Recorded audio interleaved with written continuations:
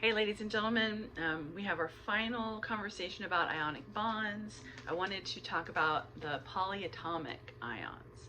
Okay, so remember we talked about polyatomic, that part of polyatomic, poly means many, so it's many atoms kind of squished together, but the important thing is that they all just have one charge.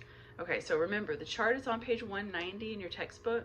I have it right here. I don't expect you to memorize these. You can always look in a resource to find this information. I would much rather you apply the information than memorize them all. Some of them are kind of similar and the charts get confusing. Use your resources, okay? I still use the chart and I've been doing chemistry for a really long time. So let's talk about polyatomics, what they kind of look like. They have many atoms, but they have one charge. So that's the important thing to take away. They act as one unit. So here we have phosphate. It has a -3 charge. Sulfate, it has a -2. And carbonate, it has a -2 as well. Now, how do I know these names? Because I have this chart sitting right here in my lap and I can look at it any time, okay? Again, don't use your brain cells memorizing this. Use the resource. All right, so if we were to put these together, we have potassium here, which has a +1 charge. How do I know? I looked on my periodic table. And then of course the phosphate here, which is the -3 charge.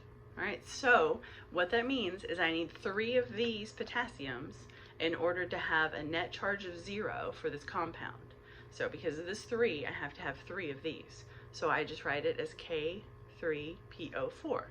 All right, and I would name that as potassium phosphate. All right, with the polyatomics, you do not have to do IDE on the end. You're just going to say their names.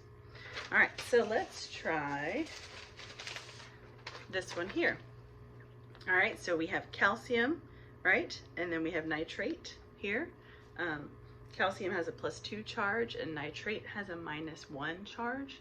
So when I put these together, it looks like it gets a little more complicated, but in reality, because we're treating that polyatomic ion as one unit, we're still going to treat it as one unit by putting it in parentheses here.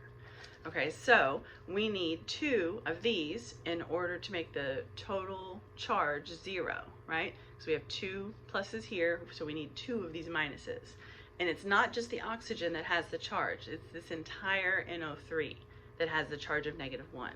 So that means that entire unit has to actually stay together, and we're going to double it so that we can balance that to have a 0 charge. All right, and then I would just name this as calcium nitrate. All right, let's look at these two.